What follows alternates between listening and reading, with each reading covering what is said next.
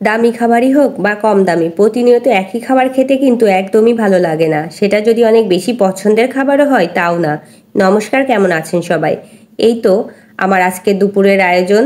দুপুরে রান্নার জন্য সব কিছু গুছিয়ে নিয়েছি। দুপুরে রান্না করব ইলিশ মাছের মাথা দিয়ে লাউ ঘন্ট আর আলু মুখি কচু দিয়ে ইলিশ মাছের ঝোল। দুইটা আইটেমই ইলিশ মাছের। বলা যায় আজ কয়েকদিন ধরেই ইলিশ মাছের ওপরই চলছে।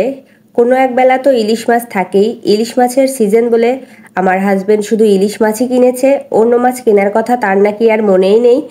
অল্প কিছু রুই মাছ কেনা ছিল, সেটাও শেষ হয়ে গিয়েছে। কি আর করার, বাধ্য হয়ে ইলিশ মাছই রান্না করতে হচ্ছে। ইচ্ছা ছিল আজকে ডিম রান্না করব, কিন্তু এই গরমে ডিম না খাওয়াটাই ভালো, তাই আর রান্না করলাম না। কিন্তু কথা হলো, যত ভালো খাবারই হোক না কেন, প্রতিনিয়ত একই খাবার খেতে কিন্তু একদমই ভালো লাগে না। ইলিশ মাছ আমরা সবাই খুব বেশি পছন্দ করি, তাই মোটামুটি খেতে পারছি। কোনো এক বেলাতে ইলিশ মাছ থাকছেই, বলা যায় জীবন ইলিশময় হয়ে গিয়েছে।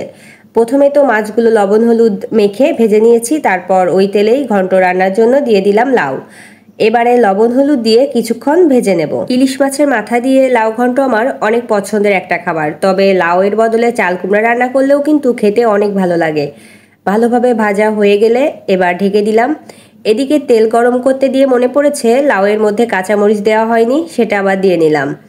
আর এখন মাছের ঝোল রান্নার জন্য আলু আর কচুগুলো লবণ হলুদ দিয়ে ভেজে নিচ্ছি। মাছগুলো তো আগেই পাশের চুলায় ভেজে নিয়েছিলাম। আলু আর কচু কিছুক্ষণ ভেজে নেওয়ার পর দিয়ে দিচ্ছি কয়েকটা কাঁচামরিচ।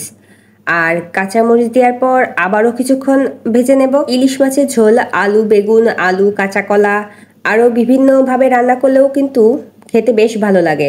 তবে সব থেকে বেশি টেস্টি হয় আলু আর মুখি কচু দিয়ে রান্না করলে। আমার যেটা মনে হয় আর কি। মাছের ঝোল প্রায় হয়ে এসেছে, এ পর্যায়ে কাঁচা জিরা বাটা দিয়ে দিলাম। এবার খুব কম আছে আরও কিছুক্ষণ জাল করব, জিরার কাঁচা গন্ধ চলে যাওয়া পর্যন্ত। আর এদিকে লাউয়ের মধ্যে ভেজে রাখা ইলিশ মাছের মাথা দিয়ে দিলাম আর সামান্য পরিমাণ জল দিয়ে ঢেকে দিলাম। এখনও আরও কিছুটা সিদ্ধ করতে হবে। আর জল টেনে গিয়েছে, সামান্য পরিমাণ চালের গুঁড়া আর পরিমাণ মতো গরম মশলার গুঁড়া দিয়ে মিশিয়ে নিচ্ছি। চালের গুঁড়া দেওয়ার কারণে ঘন্টতে একটা আঠালো ভাব আসে, দেখতে খুব সুন্দর হয়, আবার পরিবেশন করতেও কিন্তু অনেকটা সুবিধা হয়। লাউ ঘন্ট তুলে রাখছি। মাছের ঝোল রান্নাও কমপ্লিট, এখন নামিয়ে নেব। মাছের ঝোলের কালারটা কিন্তু খুব সুন্দর এসেছে। আসলে যে কোনো খাবার দেখেও যদি শান্তি না লাগে তাহলে কিন্তু খেয়েও তৃপ্তি হয় না। এই তো আমার আজকের মতো রান্না কমপ্লিট। রান্না শেষ করেই এখন দুপুরের খাবার খেয়ে নেব। খাবার টাইমও হয়ে গিয়েছে। তাছাড়া এমন খাবারগুলো গরম গরম খেতেই কিন্তু বেশি মজা লাগে। ভিডিওটি যদি ভালো লাগে অবশ্যই লাইক, কমেন্ট, শেয়ার করবেন। ভিডিওটি এখানেই শেষ করছি। সবাই ভালো থাকবেন, সুস্থ থাকবেন।